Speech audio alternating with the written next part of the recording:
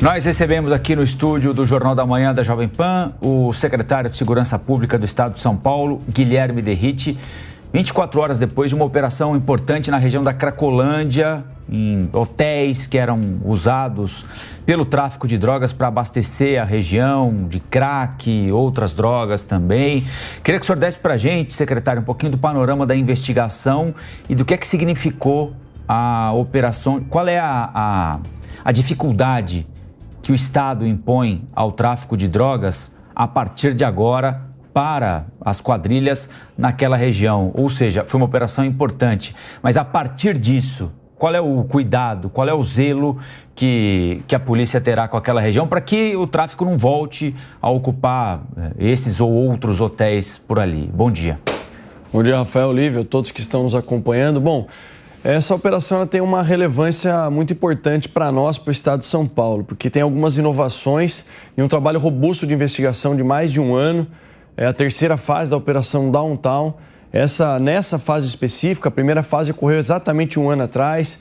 No começo desse ano, tivemos a segunda fase. Essa terceira fase tinha por objetivo comprovar, através do corpo probatório, o papel dessas hospedarias, desses hotéis, para fazer a lavagem de dinheiro do tráfico de drogas, do crime organizado na região central. Então, esses 28 hotéis que eram utilizados também para armazenar entorpecente, para que o crime organizado pudesse ceder espaço para que os usuários de droga utilizassem, mas o mais importante, o ecossistema financeiro da lavagem do dinheiro do PCC na Cracolândia, foi a caixa preta aí dessa lavagem de dinheiro que nós descobrimos depois de um ano de investigação. E mais do que isso, a inovação do DENARC solicitando ao Poder Judiciário, além do fechamento imediato, a interrupção das atividades, o bloqueio das contas, de 26 contas, na verdade, desses CNPJs que eram utilizados pelo crime organizado. Então, uma vitória importante e tenho certeza absoluta que a partir do corpo probatório juntado agora,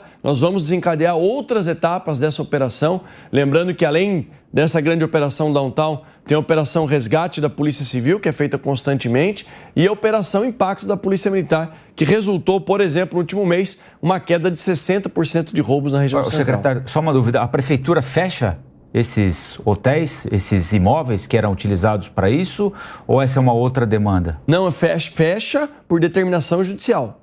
Sim. Então já estão fechados? Estão fechados. E já houve alguma mudança em relação ao fluxo? Porque o fluxo se estabelece muito ao redor desses locais onde há distribuição de drogas. O senhor explicou que outras etapas dessas investigações ainda vão acontecer, mas já deu para perceber alguma diferença em relação ao que estava ontem antes da operação? Sim, diminuiu e o fluxo cada vez mais, até por conta do trabalho constante, né? O importante nesse aspecto da região central, das cenas abertas de uso, conhecida como Cracolândia, é que a gente não recue. Cada passo alcançado, a gente permaneça com o efetivo policial, com o trabalho de inteligência, desmantelando essa cadeia ilícita toda. Ontem também a Polícia Militar cumpriu mais de 80 mandados de busca em locais que têm jogos de azar, máquinas caça-níquel, que também, depois de um estudo feito pela própria polícia, comprova que os usuários de droga ficam próximos desses locais, dos hotéis.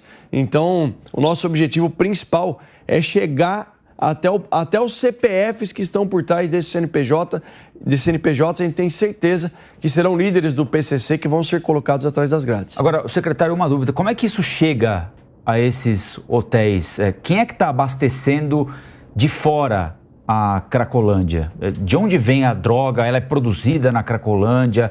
Ou seja, o crack é produzido ali? Esse caminho está mapeado, identificado? Mapeado, tanto é que nesse primeiro quadrimestre, as polícias de São Paulo aumentaram em 50% a apreensão de cocaína no nosso estado, batendo todos os recordes anteriores. E aí vejam só a lógica, né? O Brasil não produz cocaína. Os maiores produtores de cocaína são países da América Latina, que são nossos vizinhos, Peru, Colômbia, Bolívia. Essa droga vem de fora, vai até o litoral de São Paulo, onde essa droga é refinada, e nós prendemos no ano passado um indivíduo do primeiro comando da capital, de nome Mardel, o apelido dele era Barra Funda, ele era o maior abastecedor de drogas da Cracolândia. Então esse caminho ele foi identificado também por essa prisão. A droga vem dos países da América Latina, dos produtores de cocaína, vai até a Baixada Santista, lá ela passa por um processo de refino, mistura com a substância, transforma em crack, volta aqui para a região central e aí é distribuída nos pontos de venda. Agora, secretário, nós até noticiamos nessa semana que a PEC das drogas, já que o assunto é sobre isso, está avançando no Congresso Nacional. Houve aprovação na CCJ da Câmara dos Deputados, depois de aprovada em meados de abril, por ampla maioria, no Senado Federal. E a expectativa é que, nesses próximos passos, discussão da PEC em comissões especiais, votação em plenário, essa proposta também seja aprovada com facilidade. Na visão do senhor, como se trata, como muitos deputados e senadores conversaram conosco nos últimos dias, se trata apenas de trazer uma lei que já existe para o contexto da Constituição.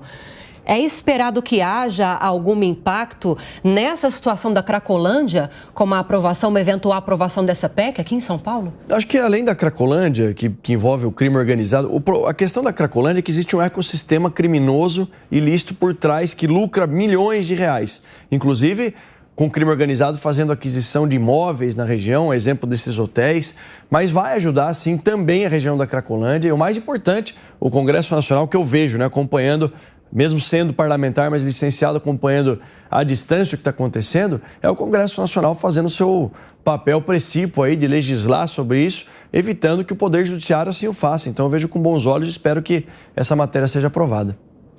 Secretário, eu não sei se a gente vai chamar a Amanda e o Vilela, já estão por aí, então eu queria chamar a Amanda Klein para fazer uma pergunta para o senhor também, secretário. Amanda. Secretário, bom dia, bom falar com o senhor. Secretário, eu ouvi essa semana em fontes lá do governo de São Paulo que é uma preocupação muito grande com o avanço do PCC, com essa espécie de mexicanização, com o risco de mexicanização do Brasil, com a tomada mais ampla de organizações criminosas. O senhor falou aí desse tráfico de cocaína que entra pelas fronteiras, segue até o Porto de Santos, não à toa, foi ali também, na Baixada Santista, que ocorreram aquelas duas operações muito polêmicas da Polícia Militar, Operação Verão e Escudo e Verão, Eu queria saber como todas essas ações se articulam, quais são os focos de combate, os principais focos de combate hoje às organizações criminosas para justamente impedir essa mexicanização, se a participação do governo federal para atuar nessas fronteiras, talvez com uma política de segurança pública mais integrada, é necessária. Não, sem dúvida. Antes de mais nada, o governo federal teria um papel de ser o coordenador e aí o impulsionador de política pública para se combater em qualquer área, mas em especial no crime organizado. Infelizmente, isso não acontece na atualidade, não acontece há muito tempo no Brasil e eu desconheço algum período que isso tenha acontecido. Aqui em São Paulo, como a gente conhece as raízes do problema e nós estamos enfrentando um problema que foi negligenciado durante 30 anos de governos anteriores que subestimaram o crime organizado, em especial o PCC, que nasceu, cresceu aqui, se expandiu rompendo as fronteiras nacionais. Como a gente estudou muito e conhece o caminho que eles percorrem, a nossa estratégia é a asfixia financeira do crime organizado. O crime organizado que tem como maior receita o tráfico de drogas e o tráfico internacional de drogas. Você citou, Amanda, as operações que aconteceram na Baixada Santista e nessas operações nós comprovamos que a Baixada Santista se tornou um polo, um centro logístico de distribuição de droga para o mercado consumidor interno, como eu mencionei que a droga vinha para a Cracolândia, e também exportador, porque de lá entrava para o Porto de Santos e ia para o tráfico internacional de drogas. Então, nosso objetivo, primeiro, já que o governo federal não tem uma política pública de estabelecer uma barreira ali nas fronteiras para evitar que a droga entre, a gente precisa combater a mobilidade criminal do mercado ilícito, ou seja, evitar, durante o trajeto da infraestrutura logística do crime, realizar o máximo de apreensões. E nós batemos todos os recordes do ano passado e esse ano em especial, como eu mencionei, o aumento de 50% de apreensão de cocaína. E no segundo ponto, quando o crime organizado conseguir fazer com que a droga chegue até o destinatário final, ou seja, o usuário que vai consumir a droga, ou seja, o crime organizado vai lucrar com isso, aí vem o trabalho de inteligência, como eu mencionei, da Polícia Civil, para investigar a lavagem de dinheiro do crime organizado. Vilela. Secretário, bom dia. Secretário, sobre as câmeras de segurança nas fardas dos policiais, assunto que foi muito comentado, especialmente nos últimos dias, muito se questionou o edital do governo do estado acerca da não manutenção integral das imagens das fardas dos policiais. E o senhor, o governo, de uma forma geral, colocou que isso não influenciaria, que as imagens principais envolvendo as ações policiais, elas seriam preservadas. Agora, o senhor entende entende que talvez esse debate tenha sido prejudicial com relação ao tema? Essa politização excessiva, ela acabou gerando talvez uma celeuma desnecessária com relação ao tema? Acho que é natural da política, né? Como aqui é São Paulo, como aqui é o governador Tarcísio de Freitas, as atenções ficam voltadas aqui. O pessoal não comenta que nós tivemos a maior redução de homicídios da história no ano passado, com um índice de 5,64 para cada 100 mil habitantes, menor do que a taxa dos Estados Unidos, que foi 5,69. E também não comenta que os estados do Nordeste tiveram taxas acima de 40 para cada 100 mil habitantes, né? Mas é São Paulo, é normal, isso faz parte da política, nós estamos acostumados. Agora, o que houve, assim, um equívoco foi porque o edital de licitação da nova licitação das câmeras corporais, o que nós buscamos no final das contas? Primeiro, ampliar as funcionalidades da câmera corporal. Tanto eu quanto o governador Tarcísio, eu posso tomar essa liberdade de falar por ele, nós mudamos completamente a opinião com relação à política pública da câmera corporal, que faz parte de uma estratégia do uso da tecnologia de combate ao crime.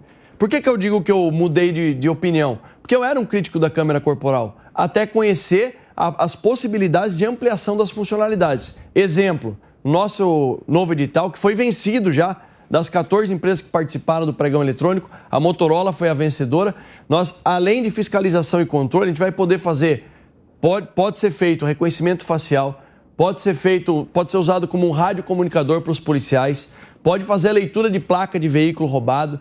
Ampliando essas funcionalidades, nós aumentamos de 10.125 para 12 mil câmeras corporais e no edital de licitações não estava prevendo os comportamentos necessários para o policial usar a câmera. E aí isso é previsto nas normas internas da Polícia Militar. Tanto é que na semana passada a Polícia Militar publicou uma portaria para comprovar que tudo aquilo que está previsto lá na diretriz do Ministério da Justiça e Segurança Pública, que não tem força de lei para impor para os estados seguirem ou não, e sim uma indicação para que os estados sigam, em especial aqueles que queiram fazer uso do Fundo Nacional de Segurança Pública para esta finalidade das câmeras corporais. Então, o equívoco, na verdade, foi que as pessoas acharam que tudo isso tinha que constar no edital de licitações das câmeras corporais. Mas eu tenho certeza que assim que a gente colocar em prática a nova licitação, uma licitação, como eu mencionei, que está saindo de um custo do contrato atual da gestão anterior de R$ 883 por câmera, a vencedora, o custo saiu por R$ 360, ou seja, ampliamos as funcionalidades, aumentamos em quase 20% o número de câmeras, pagando um custo abaixo de 50%. Eu tenho certeza que vai ser um sucesso. Secretário, só não queria encerrar a entrevista sem falar em roubo e furto de celular. Essa semana ou semana passada, a repórter Camille Yunes deu aqui dados, essa semana, dados a respeito de redução no número de furto de celular em São Paulo, né? Esse mapeamento, especialmente do receptador, e essa informação que circula em São Paulo de feirinhas de celulares roubados, de lugares onde são vendidos, essa informação que todo mundo que tem o celular, ou quase todo mundo que tem o celular roubado, obtém quando abre aquele aplicativo de localizador do celular e vê que ele está exatamente na mesma rua que um outro celular que já foi roubado. Isso está sendo resolvido, né? Porque de fato é difícil entender, né, como é que um celular é roubado. Ele é basicamente levado para um lugar que meio que todo mundo sabe onde é. Tem feirinhas que acontecem onde há venda de celular roubado e meio que também todo mundo sabe onde é, e a coisa fica meio que assim, né? Importante eu sei que sei, você sabe que eu sei, vamos tocando o barco. Mas não é assim que está, Rafael. É importante essa pergunta para esclarecer. Por quê? Nós fizemos já inúmeras operações, e creio que você esteja falando da Rua Guaianazes, no centro de São Paulo. Só em uma das operações, nós apreendemos mais de 1.000 aparelhos celulares com um africano que foi preso e era apontado como o maior receptador de aparelho celular do Brasil. E esses celulares vão para a África, porque lá não existe uma agência reguladora que proíba ali o uso desse aparelho celular, mesmo ele sendo produto de roubo ou furto. E nesse contexto, é importante explicar para o cidadão que tem o celular roubado, consegue fazer a localização por georreferenciamento do celular dele, vai até a polícia e ele acha um absurdo o policial não ir lá recuperar. Eu também acho um absurdo, só que a legislação que é assim. Porque eu não posso, como policial, ou um policial que recebe a informação, meter o pé na porta e ir lá recuperar o celular. O que cabe a nós fazer? Pedir à justiça para cumprir um mandado de busca naquele local apontado com base no boletim de ocorrência e, pasmem, senhores e senhoras, inúmeras vezes nós pedimos mandado de busca e o mandado é negado. mesmo tendo essas várias operações. A gente está recuperando muitos aparelhos celulares. Agora, a gravidade, e aí compete a nós, sim, é coibir, evitar essa cadeia ilícita. E perceba o que eu falei da Cracolândia. É um ecossistema que funciona no centro de economia ilícita. Por quê? Porque a Rua Guaianazes fica onde? Fica lá no epicentro das cenas abertas de uso, também conhecido como Cracolândia. Então, nós estamos fazendo o nosso papel, realizando operações, mas a população tem que entender a importância de registrar o boletim de ocorrência e aí a gente precisa da colaboração do judiciário para que a gente possa cumprir. Só para não deixar passar, essa medida que anunciaram essa semana de inteligência artificial identificando... A Google. Foi o Google que anunciou, sim, né? Sim. O momento em que alguém supostamente arranca o celular com força da mão de alguém, isso vai ajudar, o senhor acredita? Ajuda, mas... E bloqueia o celular, né? Claro. O bandido não vai ter acesso aos meus dados se a inteligência artificial identificar que ele foi roubado com velocidade da minha mão. Eu já fiz essa pergunta, inclusive, para os grandes fabricantes. Será que não é possível que a Apple, a Samsung, eles não tenham uma tecnologia que possa tornar o celular, quando noticiado, informado para eles que é produto de roubo ou furto, aquele um objeto sem uso? Agora, precisa ver se há interesse também dessas fabricantes. A questão é o seguinte, isso que a Google falou da inteligência artificial, que nós estamos buscando também no programa Muralha Paulista, que deve ser assinado em breve pelo governador mediante decreto, trazendo novos filtros aí para que a gente possa, de fato, ter predição de comportamento e melhorar a atuação da polícia para combater a mobilidade criminal no seguinte sentido, do indivíduo que está indo roubar uma vítima ou que acaba de roubá-la. Então, o uso da tecnologia é fundamental para combater esse tipo de crime também. Secretário, obrigado pela entrevista e pela visita aqui no estúdio, viu?